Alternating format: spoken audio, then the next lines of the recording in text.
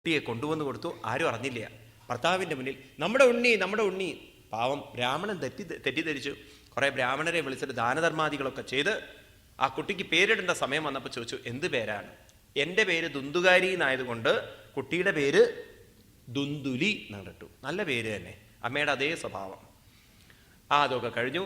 ഇതിൻ്റെ ഇടയ്ക്ക് പശുവിന് പഴം കൊടുത്തിട്ടുണ്ടല്ലോ, അതവിടെ ആക്ട് ചെയ്യാണ്ടിരിക്കില്ലല്ലോ. അവിടെ ഗർഭമുണ്ടായി, പശു പ്രസവിച്ചു. സാധാരണ പശുക്കുട്ടികളെ പ്രസവിക്കുക.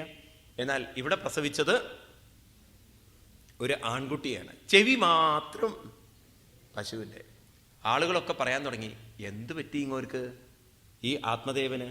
ഭാര്യ പ്രസവിക്കുന്നതും പശു പ്രസവിക്കുന്നതും എന്തോ ഇനി കോഴിയില്ലാതെ നന്നായി. കണക്കിന് ഇയാളുടെ വീട്ടിൽ ആര് പ്രസവിച്ചാലും മനുഷ്യക്കുട്ടികളാണെങ്കിൽ അത്ഭുതം തന്നെയാണ്. ഏതായാലും ആ പശുവിൽ നിന്ന് വന്ന കുട്ടിക്ക് ഗോവിൻ്റെ കർണമുള്ളത് കൊണ്ട് ഗോകർണൻ എന്ന് പേരിട്ടു. അപ്പം 2 കുട്ടികളായി, ദുന്ദുലിയായി, ഗോകർണനും. ഇവർ 2 പേരും വളരാൻ തുടങ്ങി. അതിൽ ദുന്ദുലിയുടെ വളർച്ച ആകെ അപകടത്തിലായിരുന്നു. എന്താണത്? സ്നൗന ശൗചക്രിയ കുളിയില്ല, പല്ലുതേപ്പില്ല, ഒന്നുമില്ല. ക്രോധവർദ്ധിത, ഭയങ്കര ക്രോധം. ദുർഭക്ഷി, നോൺ വെജിറ്റേറിയനെ കഴിക്കുള്ളൂ.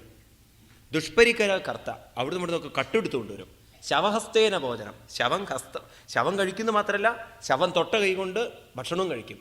കള്ളനാണ് എന്ന് മാത്രമല്ല, അടുത്ത വീടുകളിലൊക്കെ ചെന്നിട്ട് കുട്ടികളെ പിടിച്ചിട്ട് കൂപേ നിപേത്, കിണറ്റിലിടുക. ഇങ്ങനെയൊക്കെ ഹിംസ ചെയ്ത് വേശ്യാസംഘം അങ്ങനെയൊക്കെ ആയിട്ട് ഒരു ദിവസം വീട്ടിലൊക്കെ എടുത്തുകൊണ്ട് വിൽക്കും. ഒരു ദിവസം പണം കിട്ടാതെ വന്നപ്പോൾ പിതരോ താഡ്യ, മനസ്സിലായോ? എന്ത് ചെയ്തു? പേടിച്ചു അങ്ങോട്ട് കൊടുത്തു 4. അപ്പോഴാണ് അച്ഛന് മനസ്സിലായത്, ഇങ്ങനെയൊരു ദുരന്തത്തിലേക്ക് ജീവിതം പോകുന്നൊരിക്കലും പ്രതീക്ഷിച്ചില്ല. സ്വപ്നം കണ്ട ജീവിതമല്ല യാഥാർത്ഥ്യമായി തീർന്നത്.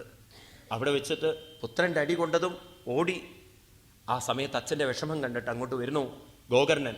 കൊതിഷ്ടാമി ഗോ ഗച്ഛാമി കോമേ ദുഃഖം വ്യവോഹേൽ പ്രാണൻ ത്യജാമി ദുഃഖേന ഹാ കഷ്ടം മമ സംസ്ഥിതം തദാനിം തു സമാഗത്യ ഗോകർണോ ജ്ഞാന സംയുത ബോധയാമാസ ജനകം വൈരാഗ്യം പരിദർശയൻ. അച്ഛൻ്റെ അടുത്ത് വന്നിട്ട് പറഞ്ഞു, അച്ഛനെ ഉപദേശിക്കുകയാണ്. ഇവിടെ ഗോകർണൻ ആരായി തീരുകയാണ്? നോക്കൂ, സ്വന്തം അച്ഛനെ പോലും ഉപദേശിച്ച ഒരു മക്കളുടെ സംസ്കാരമാണ് ഭാരതത്തിൻ്റെ സംസ്കാരം. ഇവിടെ ഗോകർണൻ പറഞ്ഞു കൊടുക്കുകയാണ്, അച്ഛാ ഇനി ഇവിടെ നിൽക്കരുത്. അച്ഛൻ എന്ത് ചെയ്യണം? ദേഹോസ്തിമാം സരുതിരോഭിമതിം തജത്വം ഛായാസുധാദിഷു സദാ വിമവദം വിമുഞ്ച പശ്യാനിശം ജഗതിദം ക്ഷണഭംഗനിഷ്ഠം വൈരാഗ്യരാസരസോ ഭവ ഭക്തിനിഷ്ഠ ധർമ്മം ഭജസ്വ സതതം ത്യജ ലോകധർമാൻ സേവസ്വ സാധുപുരുഷൻ ജഹി കാമതൃഷ്ണം അന്യസ്യ ദോഷഗുണചിന്തനമാശമുക്ത്വാ സേവാകദരസമഹോ നിതരാം പിബത്വം ഏവം സുദോക്തി വശതോവി ഗൃഹം വിഹായ യാദോ വനം സ്ഥിരമതിർഗത 6 വർഷ യുക്തോ ഹരേ അനുദിനം പരിചര്യാസോ ശ്രീകൃഷ്ണമാപനിയതം ദശമസ്യ പാടൽ. എളുപ്പമാണ്, മനസ്സിലാക്കാൻ ബുദ്ധിമുട്ടൊന്നുമില്ല. ഈ തോലും മാംസവും അസ്ഥിയും മജ്ജയും രക്തവും ഇതൊക്കെ ഉള്ള ഈ ശരീരം ഉണ്ടല്ലോ, ഇത് മണ്ണിലേക്ക് പോവും അച്ഛ. ഇതിനെക്കുറിച്ച് അച്ഛൻ വിഷമിക്കരുത്. അതിനോടുള്ള അഭിമാനം വിടൂ, ഞങ്ങളെക്കുറിച്ചുള്ള ചിന്തകൾ വിടൂ. ഇനി അച്ഛൻ്റെ മനസ്സ് ഒരു കാര്യം മാത്രം, ഹരേ അനുദിനം. ആരെക്കുറിച്ച് മാത്രം? ഈശ്വര ചിന്ത മാത്രം. അച്ഛനൊരു കാര്യം ചെയ്യൂ, ദശമസ്യ പാടൽ, ഈ ഭാഗവതം എടുത്ത് വായിക്കൂ, അതിലെ ദശമം നല്ലവണ്ണം എടുത്ത് വായിക്കൂ എന്ന് പറഞ്ഞ് അച്ഛന് പുത്രൻ കൊടുത്തത് എന്താ കൊടുത്തത്? ഭാഗവതം. ശരിക്കും നമ്മുടെ കുട്ടികളൊക്കെ നമുക്ക് വയസ്സന്മാർക്ക് തരേണ്ടത് എന്താണ്? വയസ്സായി കഴിഞ്ഞാൽ ഉത്തരം പറയാൻ ഇത്തിരി വിഷമമുണ്ട്. അവനവൻ്റെ അനുഭവം വരുമ്പോഴേ ശരിക്കുള്ള കുട്ടികൾ, അച്ഛനമ്മമാർ പ്രായമായി കഴിഞ്ഞാൽ ഒരു സെറ്റ് പിടിച്ചോ അച്ഛാന്ന്. ഇന്നത്തെ അച്ഛന്മാരാണെങ്കിൽ ചിലപ്പം മുഖത്തേക്ക് അടിച്ചു എന്നും വരും, നീ തന്നെ വായിച്ചാൽ മതി എന്ന്. അപ്പം അതുകൊണ്ട് വാസ്തവത്തിൽ അച്ഛനമ്മമാർ ഉയരണമെങ്കിൽ എന്ത് തന്നെ വേണം? ഭാഗവതം ഇരുന്ന് വായിക്കുക തന്നെ വേണം. നോക്കൂ, ഇന്നത്തെ കാലഘട്ടത്തിൽ നമ്മൾ വളരെയധികം മാറ്റം വരുത്തണം നമ്മുടെ സംസ്കാരത്തെ. കാരണം പ്രായം കൂടുന്തോറും മക്കളില്ല, ഒക്കെ ദൂരെയാണ്, ആരും നോക്കാനില്ല. അപ്പോൾ ബോറടിക്കും, ഒറ്റയ്ക്ക് ഇരിക്കുമ്പം വിഷമം വരും, ശരീരത്തിൻ്റെ രോഗം തളർത്തും, ഓരോരോ വിചാരം വരും. ഒരമ്മ പറഞ്ഞതുപോലെ, എന്ത് ചെയ്യാനാണ്, വയസ്സായില്ലേ, മക്കളൊക്കെ സ്റ്റേറ്റിലാണ്, ഞാൻ ഇപ്പം വേറെ സ്റ്റേറ്റിലാണ്, മക്കളൊക്കെ അമേരിക്കയിലാണ്, അപ്പം നോക്കാൻ ആരുമില്ല. ഇപ്പം ആരാ നോക്കാനുള്ളത്? ഒരു പട്ടിയുണ്ട്, ഒരു ജോലിക്കൊരാളും ഉണ്ട്. ഇവരെപ്പോഴും ഉണ്ടായിക്കൊള്ളുന്നില്ല. അപ്പം അതുകൊണ്ട് സമയം പോവാൻ എളുപ്പമായ മാർഗം എന്താണ്? എൻഗേജ് ചെയ്യുക മൈൻഡിനെ. മനസ്സിനൊരു പ്രത്യേകത എന്താ വെച്ചാൽ അതിനെ നിങ്ങൾ എൻഗേജ് ചെയ്തില്ലെങ്കിൽ അത് നിങ്ങളെ എൻഗേജ് ചെയ്യും. അത് വേണ്ടാത്ത കാര്യങ്ങളിലേക്കൊക്കെ കൊണ്ടുപോകും. വാസ്തവത്തിൽ നമ്മുടെ പ്രശ്നങ്ങൾ ഉണ്ടാക്കുന്നത് ഒന്നും ശരീരമല്ല, ആണോ? ആരാ പ്രശ്നങ്ങൾ ഉണ്ടാക്കുന്നത്? എല്ലാം മനസ്സിലെ ചിന്തകളാണ്. അപ്പം അതിനെ നമുക്ക് മാറ്റിയെടുക്കണം. ഇവിടെ കണ്ടില്ലേ, മകൻ അടിച്ചതിൻ്റെ ദുഃഖം മാറ്റിയെടുക്കാൻ ഭാഗവതത്തിലെ ചിന്തകളെ കൊണ്ട് സാധിച്ചു അല്ലേ? ഒരു നെഗറ്റീവ് ചിന്ത പോകണമെങ്കിൽ ഒരു പോസിറ്റീവ് ചിന്ത വേണം. അങ്ങനെ മനസ്സിനെ എൻഗേജ്ഡ് ആക്കാൻ ആ അച്ഛനെ പറഞ്ഞയച്ചു. അതിനുശേഷം ഒരു ദിവസം അച്ഛൻ പോയ സമയം നോക്കിയിട്ട് ഈ ദുന്തുകാരി എന്ത് ചെയ്തു? അവൻ 5 വേശ്യകളെ കൊണ്ടുവന്ന് വീട്ടിലങ്ങോട്ട് താമസിപ്പിച്ചു. അമ്മയ്ക്ക് വലിയ സങ്കടം. എന്താ മോനെ നീ കാണിക്കുന്നത്? ഇങ്ങനെ വൃത്തികേട് കാണിക്കേ, നിന്റെ വിവാഹം പോലും കഴിഞ്ഞിട്ടില്ലല്ലോ. അമ്മയല്ല ഇവിടെ കാര്യം നോക്കുന്നത്, ഞാനാണ്. ഇതൊക്കെ കണ്ടപ്പോൾ ഗോകർണന് മനസ്സിലായി ഇവിടെ നിൽക്കരുതെന്ന്. അങ്ങനെ ഗോകർണൻ അവിടുന്ന് സ്ഥലം വിട്ടു. അവസാനം എന്തുണ്ടായി? ഈ വേശ്യകളെയും വെച്ചിട്ട് ദുന്തുകാരി ജീവിക്കുമ്പോൾ ഒരു ദിവസം അമ്മ എന്തോ പറഞ്ഞതാണ്, കൊടുത്തു അമ്മയ്ക്കും ഒലയ്ക്ക് കൊണ്ട് 2 എണ്ണം. അന്ന് അമ്മയോട് പറഞ്ഞു, എടി ഇനി ഇവിടെ നിന്ന് നീ നിൽക്കുകയാണെങ്കിൽ കവിത്തം തിഷ്ടതി ബ്രൂഹി അനിശ്ചയ, നിന്നെ കൊല്ലും ഞാൻ പണം തന്നില്ലെങ്കിൽ. അപ്പം അമ്മയ്ക്ക് മനസ്സിലായി ഇവൻ എന്നെ കൊല്ലുന്നു. വേഗം ചെയ്തു, രാത്രി കൂപേ പാത. എവിടെ ചാടി? കിണറ്റിൽ ചാടി. നോക്കണേ, അന്ന് എന്തൊക്കെയാ പറഞ്ഞത്? ഗർഭം ധരിച്ചു കഴിഞ്ഞാൽ ആ പ്രശ്നം, ഈ പ്രശ്നം, എൻ്റെ ഭർത്താവിൻ്റെ സഹോദരി സമ്പത്ത് കൊണ്ടും. ഇന്നിപ്പോൾ എവിടെ എത്തി അവരുടെ ജീവിതം? മനുഷ്യൻ ഇങ്ങനെയാണ്, ഒന്നും പഠിക്കില്ല, അവൻ അനുഭവത്തിലേ പഠിക്കുള്ളൂ. എന്നിട്ടോ അങ്ങനെ അമ്മ മരിച്ചു. ഇപ്പം അവൻ സുഖമായിട്ട് ജീവിക്കണം അവിടെ, വേശ്യകളുടെ കൂടെ കാമവും എല്ലാം അനുഭവിച്ചുകൊണ്ട്. അപ്പോൾ ഒരു ദിവസം വേശ്യകൾ പറഞ്ഞു, കുറച്ച് ആഭരണങ്ങളൊക്കെ തനിക്ക് കൊണ്ടു തന്നൂടെ? ഞങ്ങൾ ഇത്രയൊക്കെ നിനക്ക് സന്തോഷം തരുന്നില്ലേ? അപ്പോൾ കുറച്ച് ആഭരണങ്ങളും വസ്ത്രങ്ങളൊക്കെ എവിടുന്നോ മോഷ്ടിച്ച് ഈ വേശ്യകൾക്ക് കൊണ്ടുകൊടുത്തു. കുറേ അധികം ആഭരണം കണ്ടപ്പോൾ വേശ്യകൾ പറയാണ്, ഇത് രാജാവ് അറിയും, ഇത് രാജാവ് പിടിക്കും, ഈ സമ്പത്ത് മുഴുവൻ നമുക്ക് നഷ്ടപ്പെടും.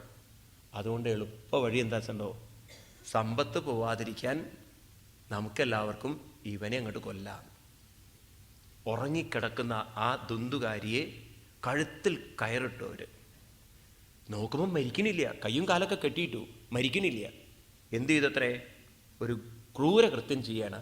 പാശേ കണ്ടേ നിദായാസ്യ തന്മൃത്യോമുപക്രമോ ത്വരിതം നമാമാരാസോ ചിന്തായുക്ത തഥാ ഭവൻ അഗ്നിജ്വാലിതാതി ദുഃഖേന തപ്താങ്കാര സമൂഹംശ തൊന്മുഖേ വിജിക്ഷിപ്പു.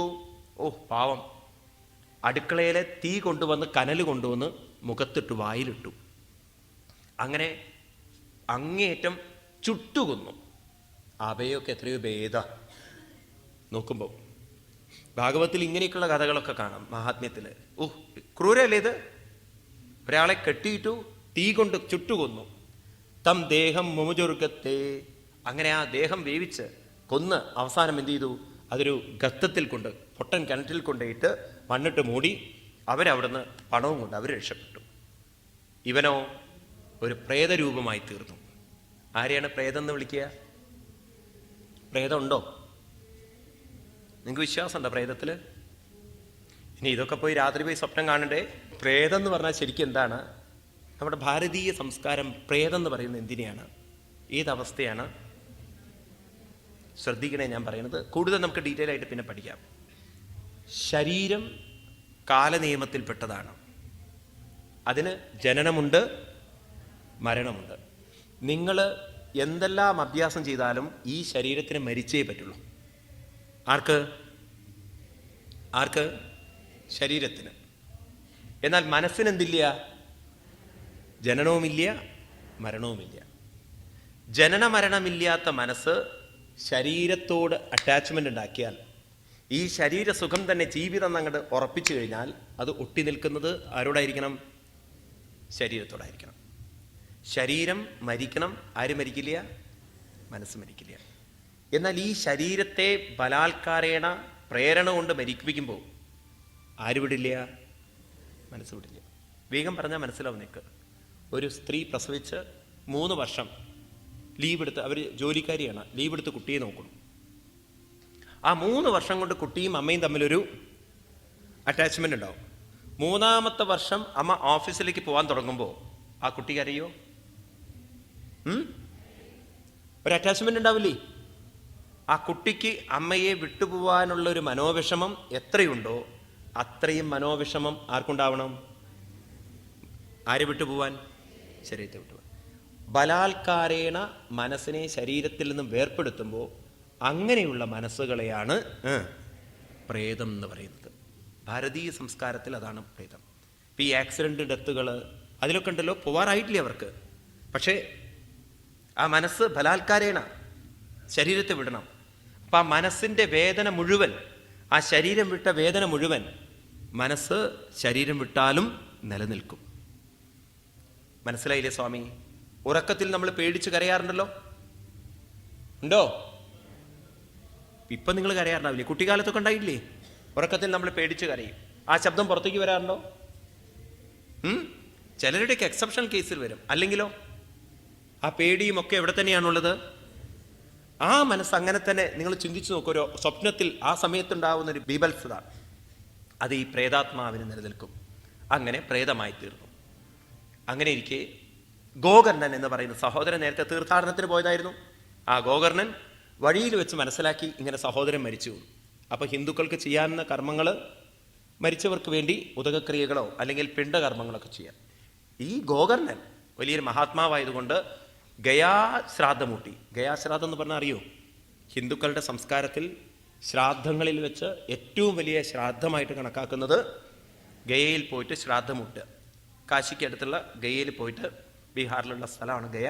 അവിടെ വിഷ്ണുപാദത്തിൽ പിണ്ടച്ചോറ് വെച്ച് കഴിഞ്ഞാൽ പിന്നെ ആ ജീവൻ മുക്തനായി എന്നൊക്കെയാണ് ഹിന്ദുക്കളുടെ വിശ്വാസം. നിൽക്കട്ടെ, ഏതായാലും അതൊക്കെ കൂട്ടി ആൾ തിരിച്ചു വന്ന് വീട്ടിലെത്തി. ഒരു ദിവസം കിടന്നുറങ്ങുമ്പോൾ സന്ധ്യയ്ക്ക് ഒരു വല്ലാത്ത രൂപം തൻ്റെ ചുറ്റും ഇങ്ങനെ കടന്ന് കളിക്കുന്നു.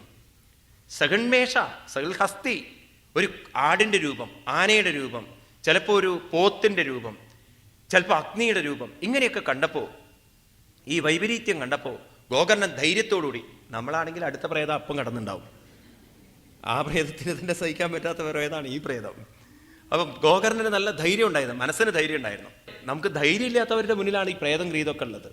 ഏതായാലും ഇദ്ദേഹം നല്ല ധൈര്യം വെച്ചുകൊണ്ട് ചോദിച്ചു, ധൈര്യ സംയുത ആരാണ്? കസ്തം ഉഗ്രതരോ രാത്രോ, ഈ രാത്രിയിൽ ആരാ നീ ഇങ്ങനെ വന്നിരിക്കുന്നത്?